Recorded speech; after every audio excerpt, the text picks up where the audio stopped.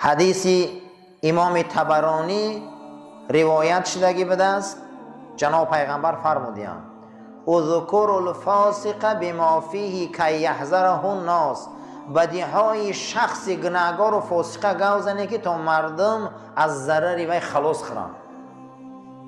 یه آدم ماشین کشه میدونی نترسیده گوی آدم آده و قلوبی بدبخت گوی احتیاط شو که با پل تا رفتن نروه، نترسیده گوی زیناکاریش میدونی گو ای زن خواهرت احتیاط شو، دزدیش میدونی ای پول مولد احتیاط شو. اگر ضررش علنی باشه، علنی چی میگن؟ اکنون اشکار شده دیگه روی راست نترسیده گوی. اگر میدونی که بدیاش کمه و پنهانه کوشش کنه خوبی هاشه گوی تو این که ای بدیا دست کشه. ابو یوسف همی کاره که بچم ابو یوسف یک انسان فاجر و نافرمان هم میبینی که در دین ضرر میرسانه و چند در دنیا آبرو و پول و مقام او بلنده، تو هیچ محل از مقام و آبرو و پول او پروا نکن. خداوند دینش یاردم میکنه به قدر الامکان رفتن نصیحتش کن که کار نکن که گذشته همی کار کرده خار شدم، نترسیده رو بوشه. خداوند دینش یاردم میکنه میشه. همون روز تو گفتی خوشا به حالت، اگر همون روز تو نگفتی وای بر حالت. یه آدم فاجر و فاسق میدونی منصب داره وظیفه داره نکم نگاه کرده است که ضرر در دین رسانده است، ضرر در جمعیت رسانده است، نترسیده پیشش رفته گو عزیزم برادرم همین کاریت خطا همین کاریت نمیشوه، نترس ای جا و مقام پولی او. خداوند دینش یاردم میتیه. خداوند چیکار میکنه؟ دینش یاردم. اگر تو یک بار همین کار کردی، پیغمبر خدا فرمود کسی در راه خدا جرأت کرد خست گو زد، خداوند برای او غیرت میته که از او تمام مخلوق میترسن. اگر ما در راه خدا راست باشیم کی میترسونه؟ خدا. کی غیرت میته؟ خدا. این جمال ای جا مقام کسی نترسه وقتی دین در ضرر میرسونن. میگه با قدر الامکان رفته او را نصیحت کن. وقتی تو این کار کردی پروردگار در تو نیروی را مسلط میکنه که اهل بدعت هوا و دین مسخره خنا در اون منطقه که تو باشی کار نمیکنن دیگه، میترسن. هیچ محل از جا و مکان و مقام و منصب کسی نترس. وقتی او دین خور میکنه حتما کوشش که پیشش درو گپ دروش گو، حتما اون در چیکار کن گفته با خودش تنها صحبت کن. گوزن که مثل تو آدمایی بودن همین کارا کردن خور و ذلیل شدن، نکه این کار حیف میشی. وقتی اگر این کارا تو ظاهرا کردی نترس، خدا دینش همیشه یاردم میتیه. از سلطان وقت و حاکم وقت اگر چیزی مشاهده کردی ابو یوسف که زید شریعت باشه حتما و یه پند تی. البته هنگامی که همین کار اگر لازم باشه حتما رو گپ زن، صحبت نصیحتش کن. اگر دیدی که اطراف او قوی هم، خیلی خیلی انسان های قوی هم، مثال های زیاد بیار که در همون مثال ها همون حاکم دور و همون راهبر دور مثال بیاری. انا خیلی قصه زیاد گو که همون در نظرت باشه نامش نگیر، همون در نظرت باشه نامش نگیر تا اینکه او پند گیره. اما همیشه و همیشه وقتی از نام دین برآمد میکنی، از نام علم برآمد میکنی، از نام شریعت برآمد میکنی، خوش رفتار و خوش اخلاق باش.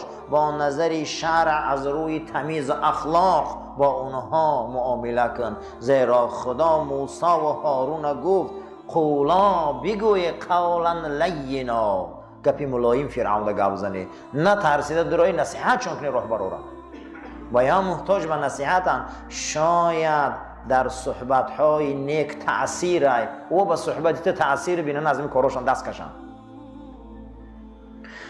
همیشه از منبر و درس و تمام مکالمهات نسبت ظالمین مثال ها بیار، از قرآن مثال ها بیار، از قصه پیامبران مثال ها بیار، از سخن صحابه ها مثال ها بیار تا اینکه برای ظالمین و از رمکم برآمدگی ها عبرت شود.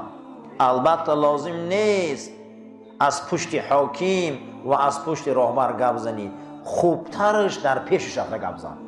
از پشتش گپ نزن، زیرا اینکه تا از پشتش گپ میزنی اطرافیان او خانواده را از بین میبرن، اطرافی و محیطی او را نابود میکنن. تو کوشش کن راه یا پیشش درو. همیشه و همیشه کوشش کن یک نصیحت دو بار نکنی مگر برای ظالم و کسایی که دین خار میکنن.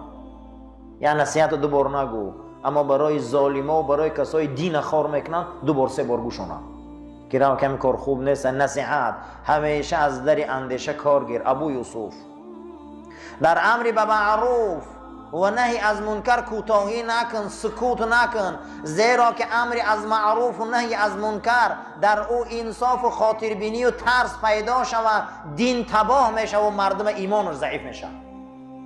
در امر معروفات حق رسا مردم ده. اگر دیدی که سلطان از اشتباهات و کمبودیاش دست بردار نیست، حتما خانهش رو. یک واسطه ریا که نصیحتی کی را گوش میکنه؟ مادرش، پدرش، استاد، زنش پیش او درو. از قرآن و سنت برای اونها روشنیت، زیرا که خداوند قرآن و سنت پاک کننده روح آفریده است، او پاک میشود.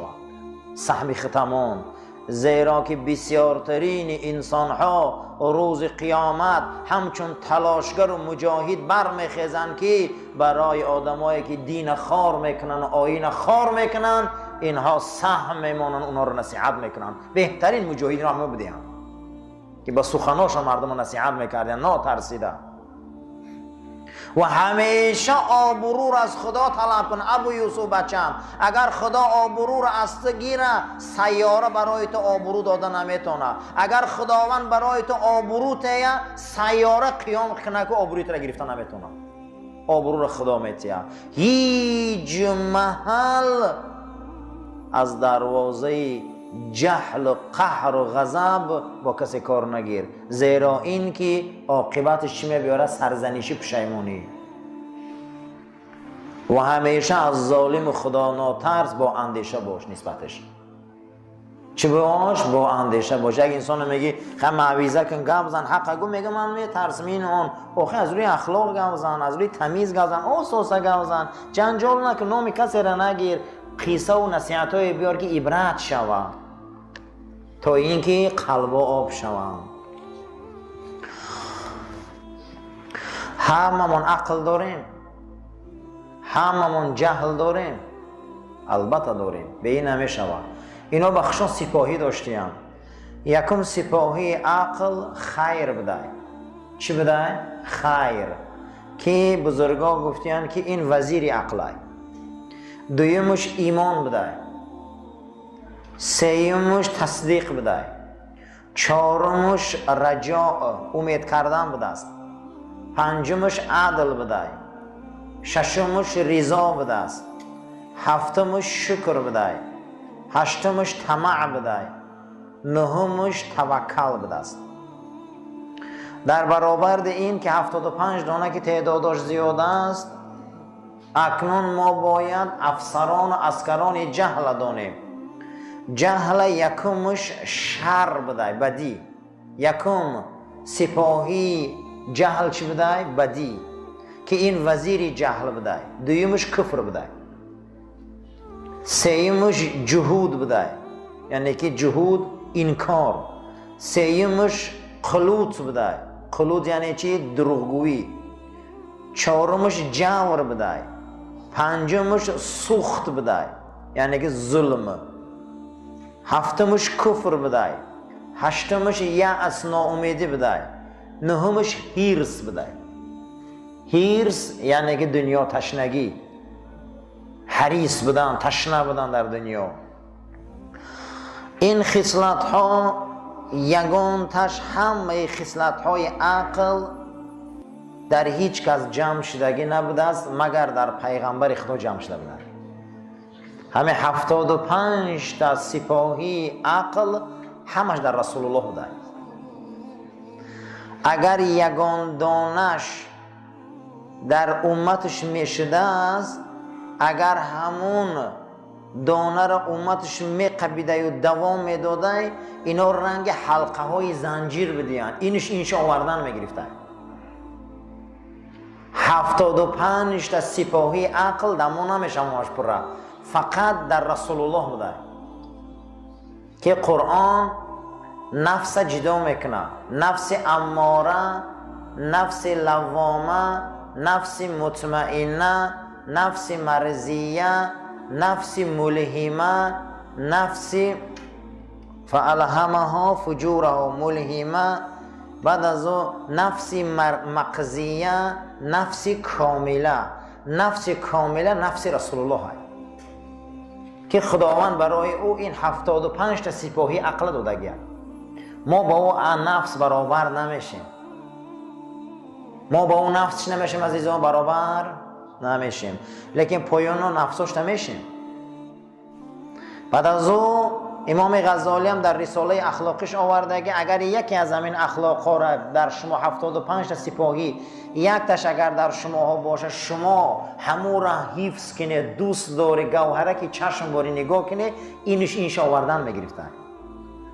همین 75 تا جمع شده آدم ده، اینش آوردن میگرفته، اینش آوردن میگرفته. بعد از این بعد جناب پیغمبر میگن که اگر پیغمبری دوام میداشت عمر پیغمبر بود.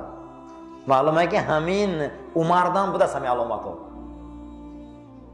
برای همین به حضرت عمر بن عبدالعزیز هم عمر ثانی میگفتن، یعنی ده همین هم میشده است، با اون شرطه که ما اگر این جنود شناسیم، این سپاهی ها را شناسیم. همه سپاهی های جهل گفته اولین مراتبه در نمرود یافت شده بوده. کی را در علو پرتافت؟ ابراهیم. دویم در فرعون پیدا شده بوده است. کی را آزار داد؟ موسی. سیوم در قارون پیدا شده بوده. کی را غم داد؟ موسی. بعد از اون نسل او مثل ابو لهب و ابو جهل آن نفرها تا به امروز، اگر از همین گفتگی ها گفت از 75 تا همش باشه، اینها مثل نمرود هموان، اگر یک دانش هم باشه گفته مثل ابو جهل ابو لهبان. معلوم بود است که در درس اخلاق و تربیه خیلی درس مهم بوده. حضرت امام شافعی گفته است که اگر به دو زانو نمی نشستم در پیش امام محمد شاگرد امام ابو حنیفه، من خدا و قطعی رسولش حال ساز نمی شناختم. من به دو زانو زدم، ششتم درس آموختم، او برای من خدا و رسول آموخت. برای درس اخلاق و تربیه را گرفتن عزیزان می بیایی در خاندان استاد و بزرگا به زانو میزنی میشینی که برای ما درس آموزن، علم آموزن، اخلاق آموزن.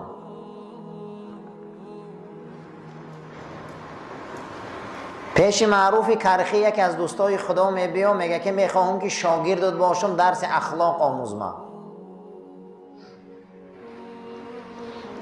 حضرت 40 روز در پشت صومعه و مهمانخانه معروف کرخی میشینه، معروف کرخی اهمیتش نمیتیه. بعد 40 روز میبرویه، یک نگاهش میکنه و گشته او صومعه او مهمانخانهش میدرو، با 40 روز دیگر نمیبرویه، با 40 روز پس میبرویه که 80 روز میشوه. این حولی هم 6 تا. میخواهم درس اخلاق و تربیت گیرم. بعد از 40 روز 80 روز شدن را به فریاد میکنه و یک کاسه میتیه، میگه همین کاسه را میگیری بالاش پوشیدگی یک ورق موندگی، ورق میقپی، همین میگیری و داخل دریای دجله قدیم میگذاری، در بین دریای دجله یک انسان شیشتگی های، همین را در همون میرسانی، کاغذ از بالای کاسه نمیکشوی، بعد میبایی قبولت میکنه. این شاگرد میگیرن میبرن نصفه در لب دریای دجله، نرسیده دلش وسوسه میشه و لب کاسه را میته هوی میکنه، کاغذه که ایدرش هم موش بچه میپره. دیگه میگه اگر این موش بچه را دو آدم میبردم به موش بچه میرم، گشته بیام این گفت که لب کاسه را نکشو، چیکار کنم باینده میمونه یا با هم کاسه را گرفتم میبیا پیش معروف کرخی میدره که معروف کرخی تبسم کرده سه، میگه چون کردی؟ گفت واقعا همین. گفت همین 80 روز من در فکری تو بدون گفتم بیای از صبر سنجیم، یا موش قبیده نتونی زدری کاسه. تو چه خیلی در علم اخلاق تربیت طاقت میکنی؟ تو یک موش در کاسه قبیده نتونستی گفت. اخلاق و تربیه آسانه. دلم میخواست آدم شوم اما نشدم. سنایی گفته. تا دل میخواست آدم شوم که نشدم آدم. حضرت امام ابو حنیفه در وصیت‌نامه 63 شان گفتند امام ابو یوسف فرزندم جز در فن خودت که همش علم است هیچ محل از همون علم و کسب خودت در پیش مردم عامه بیرون نبرو. فقط هر چیزی را که متخصصی ای اختصاص خودت گوزن مردم ده. چون میکنی دیگر مسئله را چسبیده؟ خدا تو را فقیه کرده ای فقه گوزن برای مردم. خدا تو را استاد کرده ایمی کاری خودت میتونستگی گوزن. از وی بیرون نبرو که مردم تو را به سفسطه ها گرفتار میکنن و آبرود از بین میره. هر چیزی که خدا برای تو کسب دادگیت ردیف همون شو. ردیف چی را میگن؟ اگر یک اسب در یک کس سوار شدگی باشه یک کسی دیگر در قنجقه او سوار شوه میگن ردیف شه، یعنی در قنجقهش سوار شه. چه هنری داری عزیزم، چه علمی داری، در قنجقه علم تو هنرت سوار شو. از وی بیرون نبرو، همون را گوزن. برای که تو همون را دستت میبیویا پرسیدن پنجه میدونی شاگرد میبروری و مردم را تربیت میکنی. ایوه بیرون گپ نزن که سفسطه میشه و دروغ. شما بینه بعضی آدم ها را که یک صحنه ها را نقل میکنن با عمر که دمجخشان وجود ندارن. این همین خیلی سفسطه گفته میشینن. بعضی انسان ها را همه کار را نقل که او همه کار دا بود. باور کنی قطعی رهزن هم بود، قطعی آدم زن هم بود، قطعی ملا هم بود، قطعی ایشان هم بود، قطعی وزیر هم بود، قطعی قاضی هم بود. همه همین دوای بود یک گپ میگه. اینا اخلاقان. حضرت از با هم خیلی نشوی. فقط کاری خطا گوزن. کاری خود در متخصصی شاگرد میبروری. وصیت‌نامه رقم 64 ابو یوسف فرزندم در مسئله روزمره دنیوی در کارهای غلط و ناپسند از مردم پیروی نکن. همیشه کارهای خوب قطعی مردم قطعی کار کن، شریکه که کار کن. کارهای بیزیب قطعی مردم عوام قطعی نرو. اگر تو از قفای اونها روی آبرود از بین میرو. امروز باور کنی قرآن حفظ میکنه سیلی دست قطعی گشته و تو قرآن حفظ کردی. قرآن همین را آموخت.